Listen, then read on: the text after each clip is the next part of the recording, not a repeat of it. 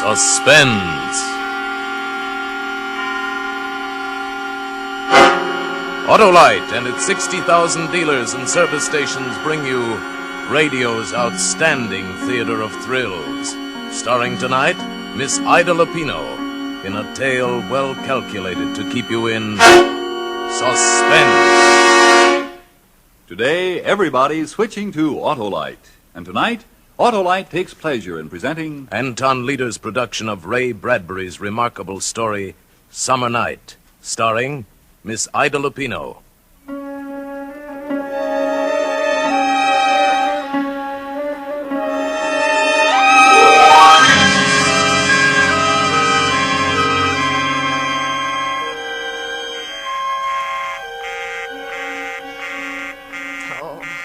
Is the line still busy? I just don't see how it could still be. Oh, it isn't the line, Miss McCauley. It's the circuit. I've been simply swamped all afternoon. I haven't been able to get a call through to the police station for over an hour, and the mayor's office has been busy. Yes, I know. I'm sorry to trouble you, but it's terribly important. Well, if you want to hang on, Miss McCauley, I'll try again in a minute. Oh, all right. It's been this way ever since the news got out about Pining Pool, Lavinia. You heard about it, I suppose. Yes. Oh, just a minute, Miss McCauley. I got another call. Yes, this is the operator. No, I'm sorry, that line is still busy. Yes, I'll call you just as soon as I can give you a connection. Oh, I'm sorry, Miss McCauley, but you see what I mean? Oh, dear. Oh, Miss Welsh, by the way, It was bad enough last week when they found that other poor girl, but this time the whole town is on its ear, and I can't say that I blame them, what with a maniac loose and nobody knowing who. Yes, I meant to ask you, Miss Welsh. Are they sure that Lavinia... that it was the same thing as the Webb girl last week? Why, yes. Why, I thought you knew. I just knew she'd been found. Oh, goodness, yes. There was never any doubt about it. Whoever it was, he used a knife just like on the other girl. And then there was that same crazy cross on a forehead, made with orange lipstick. That's why they're calling him, the lipstick killer. Oh, yes. As I thought it must be that. But I wasn't sure. I didn't know. Oh, yes, they're looking all over the state for him by now. But, of course, they don't have much to go on. And the chances are that he's right here in this town anyway. Oh, I'll try to get your call for you now, Miss McCauley. Thank you. Oh. I'm sorry, Miss McCauley. That circuit is still busy. But it can't... Well, why don't I call you back when I get through? It shouldn't be very long. All right. But please try to hurry it. It's really important. Terribly important.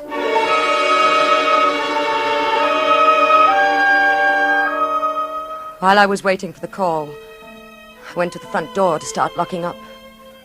It was coming on evening, a warm summer evening, and ordinarily up and down the street the windows would be open, all but mine, and you'd hear the sound of a piano or a radio drifting out onto the still summer air, and people would be sitting in swings and hammocks on their front porches, enjoying the coolness at the end of the day. But not on this day. Not this evening. I locked my door, too. I went around the big, gloomy old house, checking all the windows, just like the others. Not that I needed to, really. They'd been locked ever since Father died. And he went away. All in that one terrible week nearly 4 years ago. Yes, they'd been locked, and I hadn't left the house more than half a dozen times, and nobody had come here. Why should they? I didn't want to see them, nor they me. I was the town's queer one. But all that was going to be different now. From now on, everything was going to be very, very different.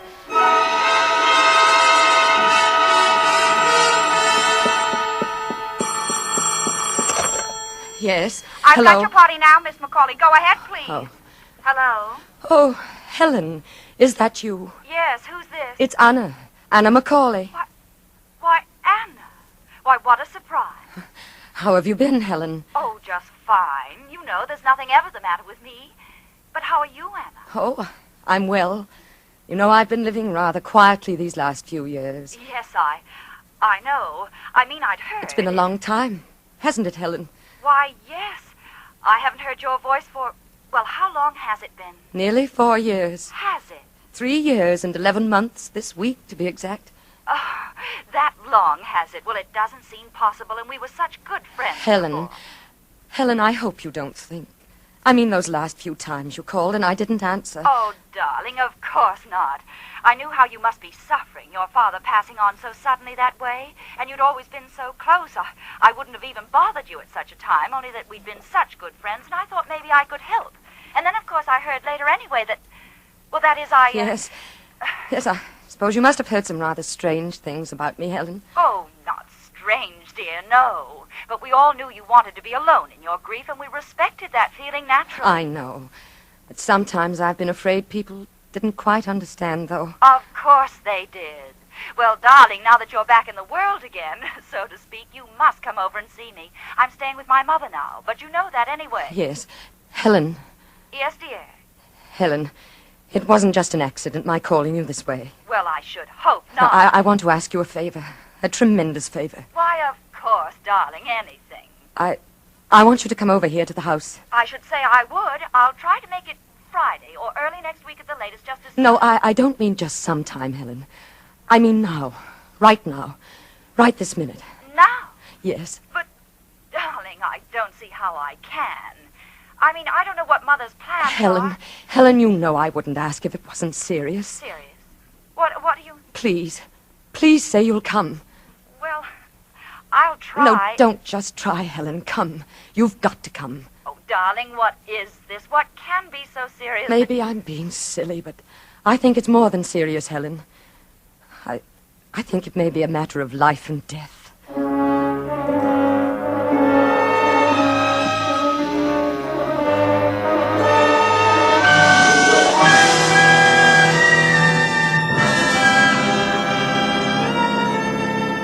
For Suspense, Autolite is bringing you Miss Ida Lupino in Summer Night. Autolite's presentation of radio's outstanding theater of thrills, Suspense.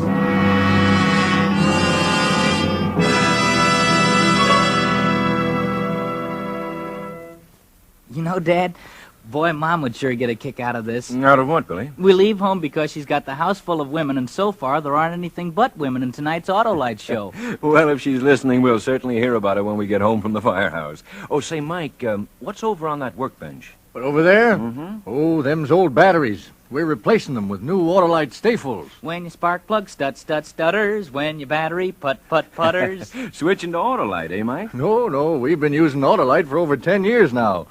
You know, when you gotta get out of here in 7 seconds after the alarm sounds, you gotta have the surest, safest batteries there are. When we gotta go, we go. Yes, the new Autolite Stay Full battery is a great battery. Needs water only 3 times a year in normal car use. This greater liquid reserve practically eliminates one of the major causes of battery failure. Car owners tell us it's the greatest battery ever built. The greatest battery ever built. Money cannot buy a better battery for your car. Yep, that's real battery know-how. Once water goes into an Autolite stayful, it's like going into a camel. The drinks are few and far between. Yeah, and even on nights as hot as this, you don't find the Autolite Stay Full at an old oaken bucket. So, friends, see your friendly neighborhood Autolite battery dealer and order the new Autolite Stay Full battery for your car. It needs water only 3 times a year in normal car use. Remember, folks, Autolite means batteries. Stay full batteries. Autolite means spark plugs. Ignition-engineered spark plugs. Autolite means ignition system. The lifeline of your car.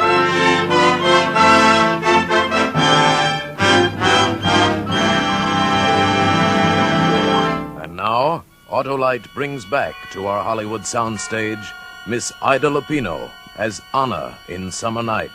A tale well calculated to keep you in suspense.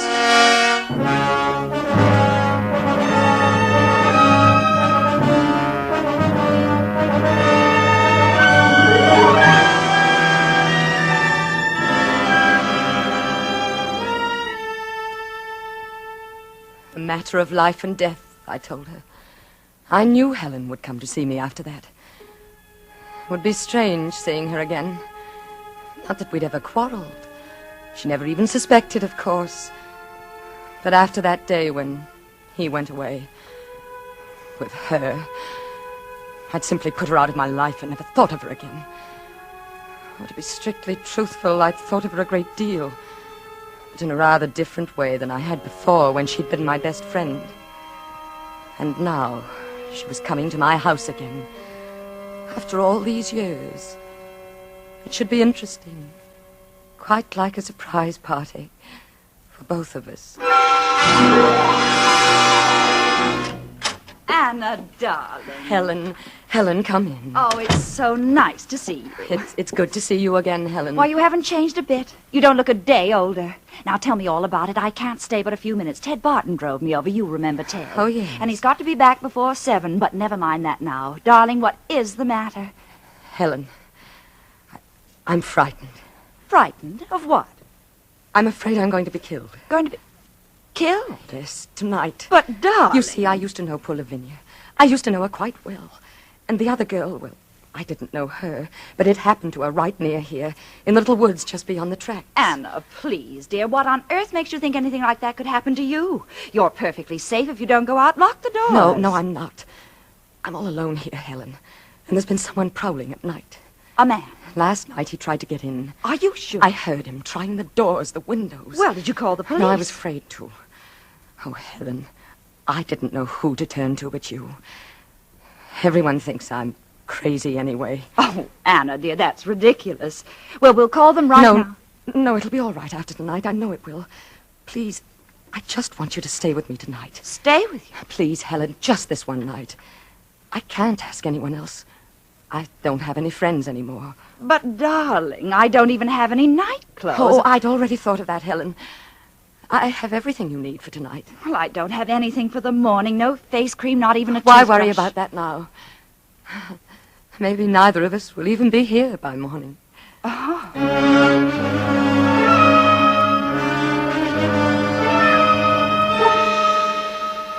So she said she'd stay. Went out and told Ted Barton. Ted Barton. That was typical of Helen. Only 2 weeks back from Cleveland, and already she had the county's most eligible bachelor squiring her around in his car. But that was going to be different, too.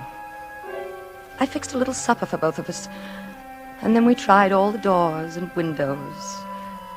And then there was nothing to do but sit and talk to her until it was time to go to bed. No more, thank you. Afraid it will keep you awake, Helen? I'm afraid I won't need coffee to keep me awake. Anna, is it true? I mean what they say about these murders. Is what true?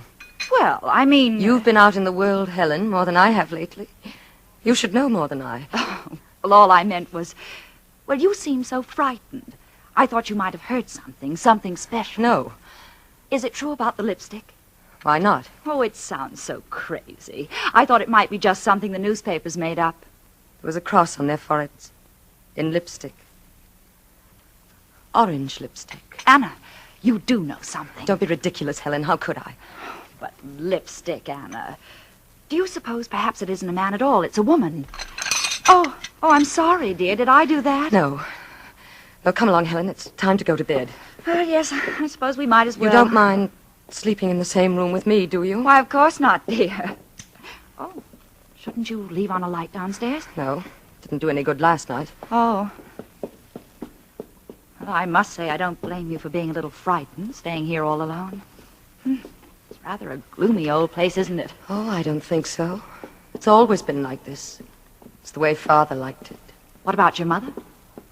I hated my mother. Oh, Anna. Well, it's true. Why not say it? But your own mother. What does that matter? Everyone has to have someone to hate, Helen. Enough to kill them sometimes. Oh, Anna, I don't think that's true. How can you say that everyone... Well, this is our room. Why, it's what? It's charming. It's so... it's so different from the rest of the house. Yes. This was to be my bridal room, if I'd ever married. Darling, I didn't know... Well, I didn't know you'd ever thought That was a long time ago. What's the news of Charles? Charles? Well, there just isn't any. You knew we were separated, didn't you? Yes. What was the trouble, Helen? Oh, I don't know. After the first year, he simply became impossible, that's all. You remember, even as a child, he was sometimes wild. And strange. Oh, yes. Yes, he and I were always the queer ones. Why, whatever do you mean? Oh, strange, different, a little apart from all of you somehow. Not quite right, I think they say about me now. Oh, Anna, you're imagining that. No one ever said such a thing. No? Of course not. What about Charles? Nothing. He just left, that's all. I haven't even heard from him in 6 months. Are you sure it was all his fault, Helen? Perhaps if he'd married someone else. Oh, you know there was never anyone else for Charles. That's the funny part of it. Of course, he liked other girls. He liked you. Yes. Well, you're certainly lucky he didn't marry you. I don't know what happened towards the end. It just went from bad to worse. It got so I hated the very sight of him. I told you. Everyone had to have someone to hate. Oh, I didn't really mean Are that. you sure, Helen? Haven't you ever hated anyone? Oh, perhaps as a little girl I thought I did. You hated me, didn't you? Why, darling, There were some times when I hated you, too. Oh, I don't believe it. Children can't really... Can't they? When an ugly little girl like me sees a pretty little girl like you getting everything she wants all through her life. Well, not exactly everything. You could always twist the teachers around your finger. Later it was the same with the boys. And finally, Charles. Just because you were pretty. Oh, maybe I was a little prettier than you, dear, but you were always the clever one. Yes. Yes, I was the clever one. Well, I suppose we really should go to bed. Why, Anna, look at this. I didn't know you used lipstick. I don't. It's just one a young cousin of mine left here several months ago. Oh, well, that's funny. Do you know what color it is, Anna? What color is it, Helen? It's orange.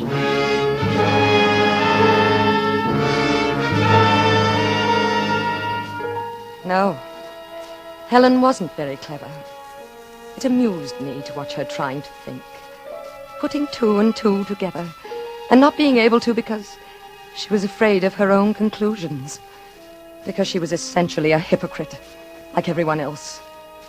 If she hadn't been, it might have saved her life.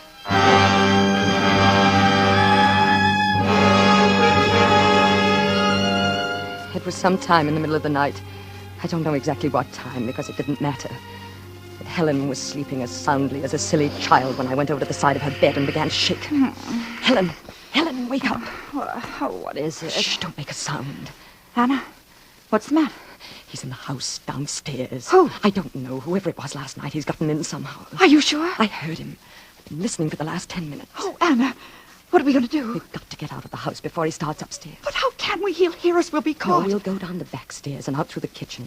We can go through the back lot, over the tracks to Judge Brown's house. It's not far, but we've got to hurry. Oh, Anna, I'm frightened. What if he He hears us? won't if we're careful and if we hurry. The door between the kitchen and the front of the house is locked. Are you sure he isn't in the He's kitchen? in the front, I tell you. I heard him. Now get up, Helen. We've got to go right now. All right. Hold my hand. Yes. While I unlock the door, the back stairs are just to the right after we get out in the hall. Oh, Anna. Come along. Hold on to my hand and try not to make any noise. Here are the stairs. Just follow me. Yes, all right. Watch out. That's the last step. Yes, I've got it. We're in the kitchen now. Can you see anything? No, it's too dark. Let's stand right there. Right where you are and don't move. Where are you going? There's something I want to get before we leave. Anna, please. Shh. What are you doing? I've got it now. A knife. Here, take my hand again. All right. A knife? Shh, this way. Oh, I don't think I can for a Oh, minute. come along, Helen. In a little while, it'll all be over.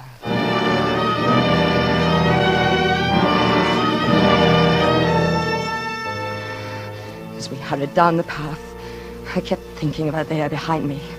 So frightened now. I had to keep myself from laughing out loud. It was really funny. She'd always been so confident before. At school and later at the parties we used to go to. She'd been the confident one and I'd been frightened. While she slowly poisoned my life. While she quietly and deliberately stole everything I'd ever wanted. Even Charles. But it was different now. That must be the 2 o'clock local. The other side of town. Yes. Which way now? Straight ahead, through the grove of trees. Anna, isn't it here somewhere that they found that girl? Yes. Why? Oh, Anna, I can't go through there. Helen, come along, don't be silly. Do we have to? Of course we do. Anna, what was that? What? Didn't you hear it? No. I was positive I heard something. Now who's imagining things, Helen? Oh, let's hurry. No. We're going to stop here. Stop. But why? Can't you guess?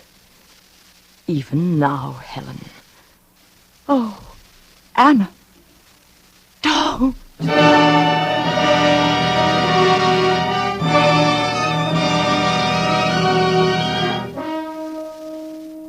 She didn't make a sound. I think she'd fainted even before I struck. She died without ever realizing why I did it. I made the cross on the forehead with the orange lipstick. It seemed such a silly thing as I was doing it. But of course I had to.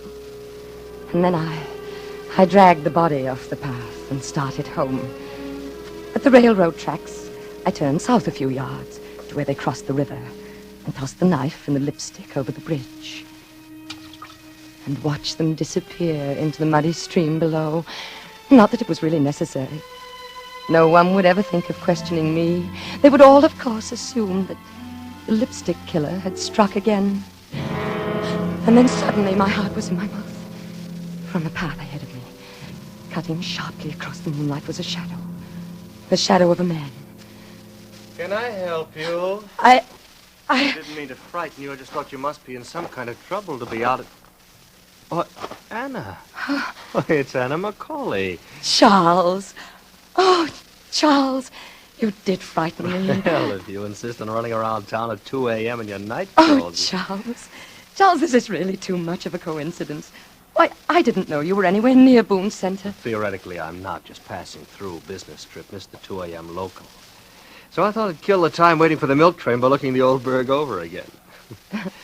What's your alibi? My what? Oh, well, that's what I meant about a coincidence. I was looking for Helen.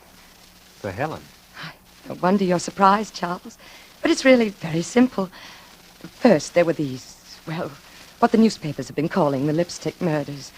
I suppose you've heard about it. I've read something about it. Well, I suppose I was silly, but I got terribly nervous, living alone in that big house. I asked Helen to stay with me. And then in the middle of the night, she got frightened and said she couldn't stay another minute and rushed out to Judge Brown's house. How typical of Helen. Yeah, well, then after I thought about it, I got worried about her and went to look for her. But I guess she must have gotten there all right. I didn't find her anywhere. You're not alone in that big house now, are you, Anna? Why, yes, I thought you knew, Charles.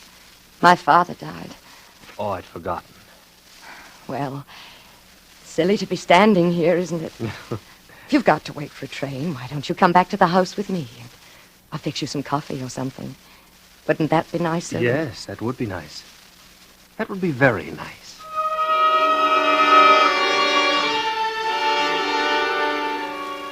I could hardly believe my good luck. Charles, of all people.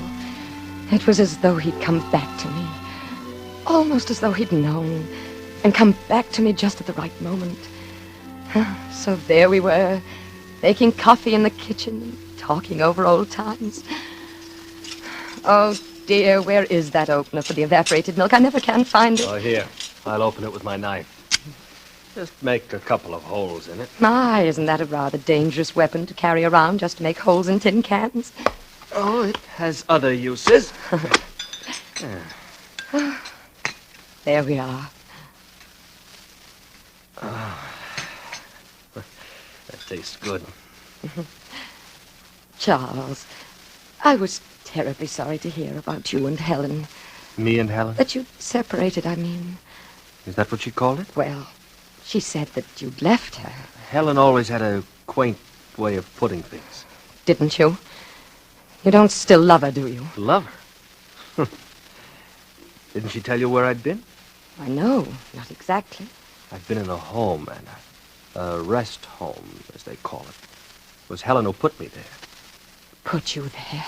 I'm afraid committed is the word. See, Helen thought I was crazy. Oh, Charles. I only got out a couple of weeks ago. I imagine they're still looking for me. You escaped? I had to. Oh, Charles, how dreadful for you. As a matter of fact, I've been looking for Helen. There was something I wanted to give her. But couldn't you find her? No. I thought I had a couple of times. But it wasn't Helen after all. What was it you wanted to give her, Charles? This? Lipstick. Yes. A frightful color, isn't it? Orange. Are you sure you're not Helen?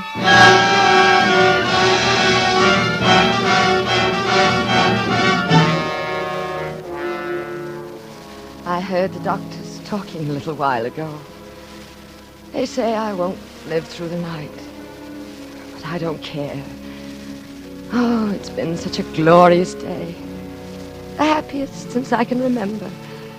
People have been calling on me whom I haven't seen for years. They say I saved the town. I must have screamed. I don't remember. So they caught poor Charles. And for the first time in my life, I'm a really important person. I wonder when they'll find Helen.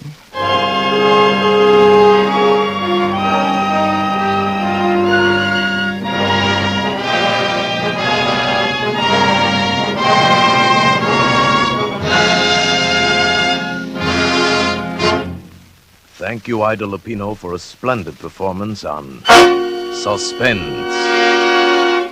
In just a moment, we will again hear from Miss Ida Lupino. Gee, what a show. I was sweating and it wasn't from the heat either. What a show. Hey, that's us. Gee, Dad, a fire. Hey, out of the way, son. Where's the fire, Mike? On the 28th of May. Hey, they were out of here in 7 seconds. Almost before they stepped on the starter. Mike sure wasn't fooling about those Autolite stay-full batteries, was he, Dad? No, sir. Talk about pistol packing action. Switch to Autolite stay-fulls and boy, you got it. When your spark plug stutter, now don't you try to putter. Switch to Autolite. When your starter's just a grinder, why, it's a battery reminder. Switch to Autolite. Keep your auto right. Just switch to Autolite. Autolite. Switch to Autolite. For spark plug life and action. For a battery whose attraction is ignition satisfaction. Switch to Autolite. And now, here again is Miss Ida Lupino. It's always a great pleasure to appear on Suspense. And as a listener, I'm looking forward to some outstanding programs on this new Suspense series with stars like Charles Lawton, Agnes Moorehead, Van Johnson, Madeline Carroll, and Ann Southern. And next week, I'll be tuned in to hear Douglas Fairbanks Jr. in a gripping suspense story entitled Deep into Darkness. I know you'll want to hear it, too, on Suspense.